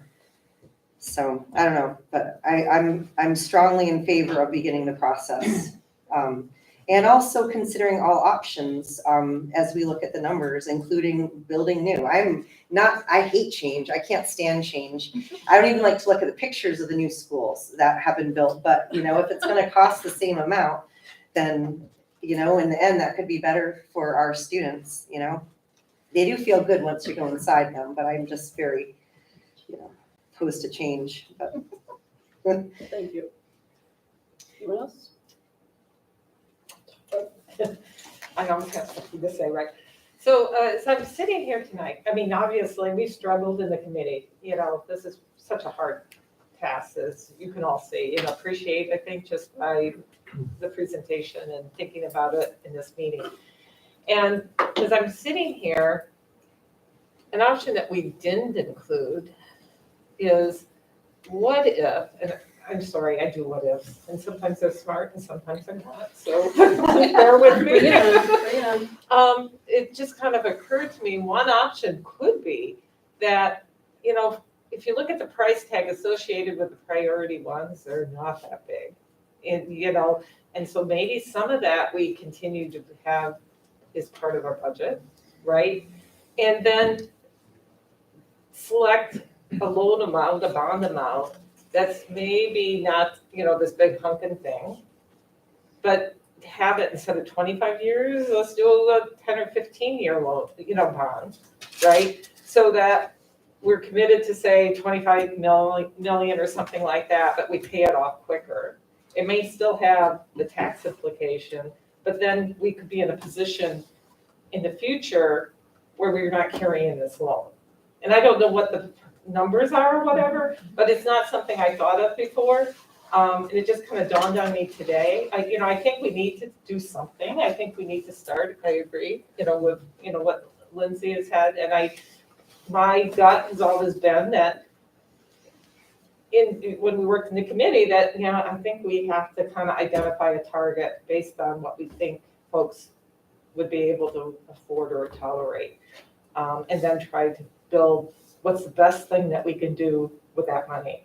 And I think then that would lead to, well, what is then the thought process that we would use to then decide what goes in there? I think we need, as a board, to figure out, some equitable way to understand how we're gonna spend that money. So it doesn't help a lot, but kind of some thoughts I just had. Thank you. Do we have any numbers about a shorter term, or are they No, all on? I was just thinking the exact I same saw it. thing, though, and if there's an appetite for a shorter term, more of like a sprint payback plan, then we can definitely take a look at that as Yeah. a different mechanism for repayment. I could look at. I just wanna 25 years just sounds. Remember so- the context in which we're working, we're providing guidance to the facilities committee tonight, so let's just call that guidance. Except on the, usually when you're dealing in, like shortening the term, you don't get as favorable of an interest rate. It's like a mortgage. I mean, I think of it like a mortgage. If you want to pay off a mortgage in 15 years, you get a 30-year mortgage with the lower interest rate and then make double payments. And so we could structure something like that so that if we hit a roadblock somewhere along the line, you know, Sure. and it says, yeah, we can't make double payments this year, we can always go back to our regular amount. I mean, that's kind of the thinking around a mortgage. I don't know if that kind of financing is available at this high level with this kind of public. So we'd be working with the Vermont Bond Bank Mhm. out of Burlington, and I think that, bringing them in as advisors on the process would be like a logical next step to make sure that we're strategically taking advantage of the best. Good question. Okay, that is good. Yeah, a lot of good ideas. All right, Joanna and Mary Heather, you're the only ones we haven't heard from, if you wanna. I'll be quick. I want to echo, I heard Lindsay and sort of like the length of the process, and Barb's, and Steve's nuanced and creative ideas. I do think being responsibly proactive makes a lot of sense. Knowing that P1 isn't all health and safety, is it? Well, it's Or either it's code APA violations code or, So yeah. like if there's a way to sort of itemize or look at the P1s that can be included in the bond and some of the P1s, can that happen? Can we look more line by line at P1, P2? I mean, we can do deeper analysis. Analysis Yeah. costs money, so. I just, what can we cover in the P1 in our budget? And what do we wanna bond for is, and then looking at, and so I think the question is, do we wanna, do I support looking at the bond process right now? And is it hiring a consultant? Is that another question?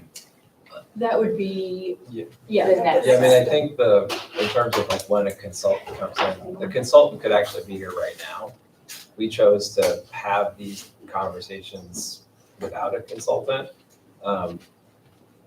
But I think soon, if the board wants to move forward with a bond, and again, we could hire a consultant, we could go through the process and then we could decide we're gonna table it, right? There's no requirement that once we hire a consultant that we're going to do the bond, but we're likely, I told obviously. them not to moving say that- we're hiring a consultant tonight. There's really there's no way around it. This is what every single district in the country does. Literally, every single district You in the need country. an expert to work. This is like saying, we're not gonna have insurance. You gotta have insurance. We need an expert to help us through this process, for sure. So yeah, I mean, I think it would be, they mentioned 18 months for a bond of any significance, which is why we thought, if the board wanted to move forward in this direction, that we would probably be looking at town meeting 24 as a likely target. But they would go through that process, I think, the next drill down of looking at P1 and P2 to determine, really what's necessary and what's needed. If the number is 40, 20, or 60, that assessment looks really different. So I think, and that's why we didn't want to have someone come in on the front end, but that we thought it was important for the board to talk about this first to get clear on kind of what kind of guidance do we want to provide to someone so that there's clarity around, 20, 40, 60, 80. In our initial conversation with them when they came in the summer to talk with the facilities committee about the MUHS and MOMS assessments, they were talking about that question about old versus new at the high school, and it looks like, you could just build a new high school. So the numbers start adding very quickly as you kind of envision this brave new world. And so I think the work that the facilities committee and the board has done up to this point has been helpful just to try to start to narrow down and bring clarity. But that is the next step, is getting drilled down into P1 and 2. Yeah. There probably are P1s that we wouldn't do. Right. And Or ones we that have done. we've done, yeah, or that we've done. But we don't have, in our current budget, our current facilities budget, we don't have these items in the budget to take care of. So it's not like we're taking these off and we've allocated $500,000 towards what was found. We're just kind of like limping along with that budget on other things. And I would argue that we will continue to do so. Because that's what we want to spend it on. We want to spend it on our students and the educators for our students and materials for our students. And I don't think it's really realistic to think that we're going to tackle any big projects anyway with the budget, especially when you look at what's sunsetting and what's coming on the horizon. I just don't think that's realistic or responsible. I would strongly advocate for bonding, and I would absolutely prioritize P1 and P2, especially at MUMS or at MUHS. And just that alone is putting us at a pretty big bond. So I feel like if we kick the can down the road, we're not serving our students. That's what it comes down to. We're not serving our students or our educators. And I think we've taken an oath to do that. And so we need to find a number that feels like something that our community can sustain, and we need to prioritize what's going to positively impact the most students and educators. And I think the biggest need is obviously in our high school. That's the thing that's screaming the loudest. And all this other stuff about elementary school configuration. And, I think the district is missing an opportunity to really be proactive and envisioning an ideal educational environment. I'm not sure our community is ready to get behind that, and that's okay. That's okay, we serve our community. But it does nag at me, this impulse to kind of preserve a living history museum for whether it was the town, the town offices, or, just this impulse. I guess I'm saddened that we're not really trying to be visionary about how best to serve our collective student body. And that's okay. But I think short of doing that, at a minimum, an absolute minimum, we need to prioritize a bond, and all of our schools should be ADA compliant. I mean, it seems so obvious to me, I guess, and that's all I'll say. Is Middlebury College in any way a factor with this? I know that was a big thing with some of the recent major projects. Maybe we could get them to take an interest in one of our properties. I think once we have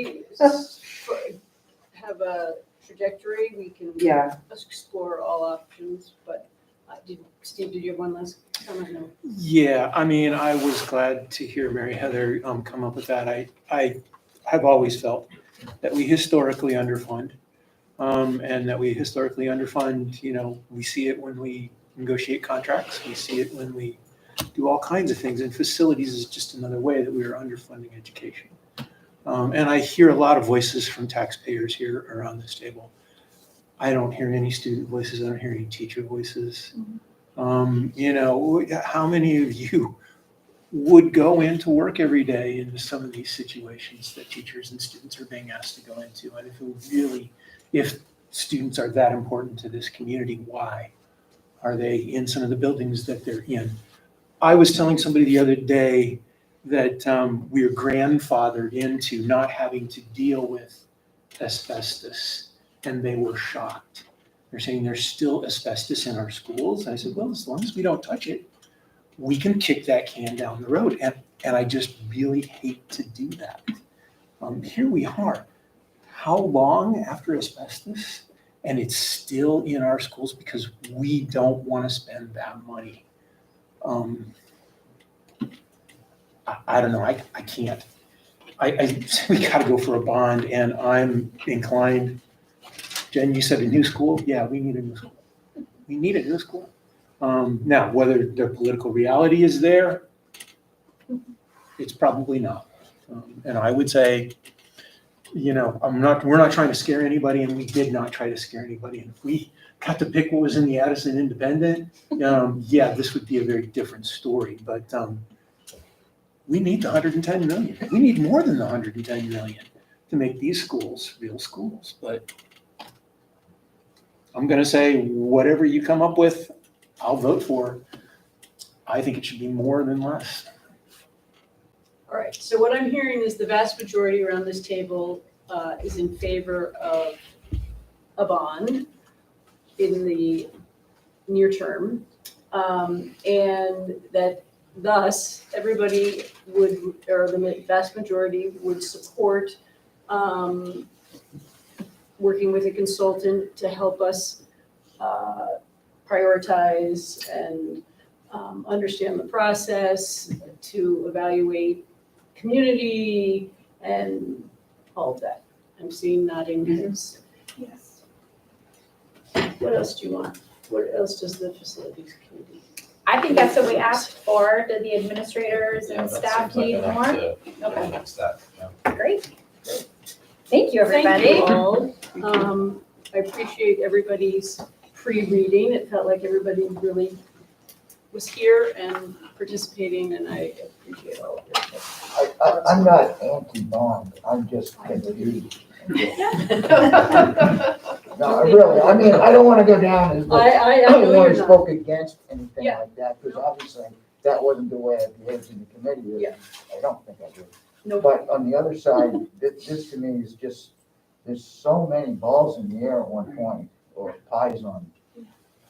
Sticks, yeah, right.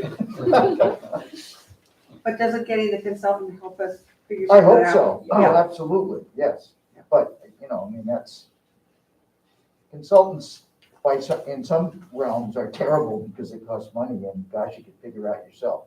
I'm not moved, but yet, we hear that too. I just want to put out there, since we were talking about state funding and all of that, and it's an issue that I'm going to be talking about a lot. It's important to remember that in the day when we did the middle school, high school project, that these costs were really put on the local community almost 100%. And so that 30% state funding was very important. Now, if you think about our state education fund, only about a third of it is, even a little less than a third is the residential property tax, and the rest of it is sales tax, non-residential property tax. So, really, no matter what you end up doing, you are being subsidized by other taxpayers in the state, just like we're paying for part of the Burlington High School. Right. And so I just wanted to point that out. Now, there's no question that somehow we need more going toward it. And how you allocate that across the state is, what South Burlington alone already had a failed $230 million bond. And we got schools up in the Northeast Kingdom where there are sewage pumps in classrooms, and so it's all relative, and it's an incredibly hard burden. But I think that we need to come up with a new and better system. But I did want to just point out that in fact we all do subsidize one another. I appreciate that. I'm just curious, you came in, I'm guessing you just came from a sports practice. Yeah, I did, sorry. And so, do you have questions about what we're talking about? I'd love to hear your perspective on what we're talking about, and I don't, it's kind of important, but you kind of got in at more than halfway through the conversation. I think I get the gist of it. I'm not sure if I get all the specifics. With We don't get all the money's gonna be specifics. going, but in terms of what I know as a student is, I know that students are becoming aware of how difficult it's becoming for teachers to do things. It's becoming more and more difficult for teachers to keep kids able to be focused and stuff. And I think that, like what Steve said, it's the more that you can put into it now, the better, because I mean it's definitely becoming more aware for students. And I wouldn't say I necessarily feel like my education has been impacted yet by it, but like I remember having a teacher last year who, like, she's coming in and she can't find childcare for her kid and she can't take time off because there's subs and stuff, and like there's all these things, and I think that students are becoming aware and it's somewhat impacting their education. Would it make a difference to have, like, you know, when, I don't know, a better building, you know? I mean, do students talk about that at all? Like, honestly, we don't have a sewage pump in the classroom, that would be a whole other thing. I don't feel like, at least in the high school, I don't feel like anybody complains about like the building. I mean, I'm sure if they knew there was asbestos, they wouldn't be happy about that. I don't know if that's the building that was talked about with asbestos. But I think that I don't think that the building is necessarily the biggest issue, at least for students, but I do think that there are definitely things that could be focused on that are beginning to impact how much we're able to learn and stuff. And I think that that's more of the stuff to focus on. I don't know exactly what the changes being discussed for the buildings were and whatnot. I mean, I think that tearing down an entire building and making a new one is, to me, that seems like a bad idea and pretty unnecessary, unless that's the only way to deal with like a super pressing problem. But that just seems like way more than is needed, at least right now. Okay, thank you. All right, moving on. Policy. Policy committee. But Jane, this is your presentation. So. Yes. You're up. Okay, so there's a number of policies that were listed for us to vote on. The policy committee presented these back in October for review, and we're here today just to finalize and amend these policies. So you've all had 2 months to look them over, and Daily. so we're here to take any comments or questions so that we can answer those. I do want to, I don't know if this is proper, but the person who called in earlier about the class size, and that's one of our policies, there's a procedure that's attached to this policy that's rewritten every year, Peter, is that correct? Where the leadership team decides best allocation of teachers, and they have a ratio that they follow. So, and it's in that report that comes out every year. So for that person who was commenting about that, she should check that procedure, which is under the policies on our board pack, on our webpage. So, so class size is one of them. Conflict of interest, public participation, that's a new one for us. And pupil privacy rights and employee harassment. Most of these are following the VSBA's. The only, actually, all of them are following VSBA. The only one that's new for us to actually look at is public participation. So. And so where it says adopt, we're just adopting. We're adopting. As is. Or and the amending. amend is the recommended amend. Right. Amend. We're amending the newest version, basically. Got And generally, those amendments are coming from the VSBA. VSBA. Right. Yeah. Right. I'll move that we adopt or amend policies A6, A21, D5, C8, and D6. I'll second that. Great. Questions, comments? For them? Yeah, when I was looking at these again, I have read them before, but I tried to read them again. I had just a question on public participation at the board. And when I'm looking at that, there's two areas. It's public comment on agenda items and public input on items not on the agenda. And is this all still at just the beginning of the meeting? Yes, I had that same confusion where I went, oh my gosh, are we supposed to be having public comment at every action item? And, I wish Suzanne was here. Suzanne checked in, maybe you. She did speak, she with the Vermont State School Board. And we also, as part of this, are putting a procedure together, which it would be that everything would be at the beginning of the meeting. And that you would, Peter was gonna write this up, but we're still in the process of it. But, that you would kind of outline how the public comment period would be. Anybody who had a public comment would do it at the beginning. On any topic. It could be on an agenda item, or it could be just a comment. Yeah, when I read it again. I know, I did the same thing. I went, oh my gosh, we haven't. Well, I just want to clarify, and really, I think what we heard is that it's at the discretion of the chair. Sure. There are times where you may invite public comment for an agenda item. Just as an example, several years ago, there was, 100 people in the audience who were there to talk about the budget. That public comment period was at the discretion of the chair, saved till that budget presentation took place. Okay, which makes sense. Having that flexibility, I think is good. But, Any other? but it also, this policy, which we haven't had, does limit this, okay? This is a board meeting to do business, not an open hearing on a subject or many subjects of which it could turn into, which is why this whole balance between how you respond to public comments during the meeting, or the sort of incidentally maybe, but how that doesn't come up and how we can communicate back to the person who has made that comment that they were heard. They were heard, may not agree, but they were heard, okay? So this, because we haven't had this, and obviously the state has, or the School Board Association has to help us, and it seems to me that this is an important thing with that discretion by the chair. And, We will make it lowercase. okay. Yeah. You say it was all exact. Yeah, right. Yeah.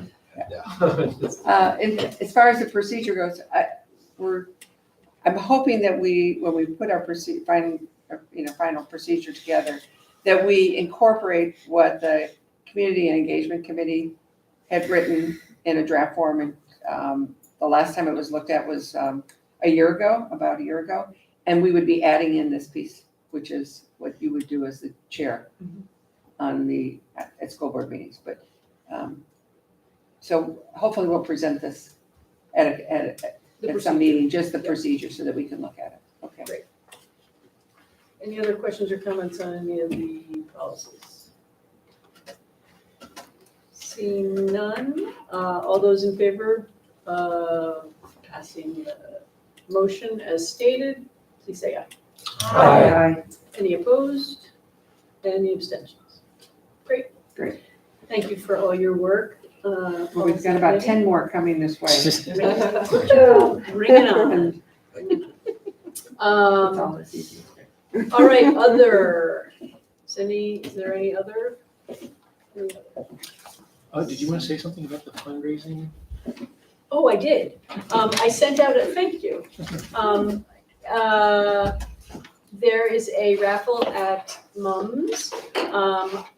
You should have seen if you read my email this afternoon. If anyone's interested in contributing, I'm happy to be the go-between. Otherwise, you can go on the Mums website and there's an opportunity to donate there. The drawing is, I believe, now Wednesday afternoon.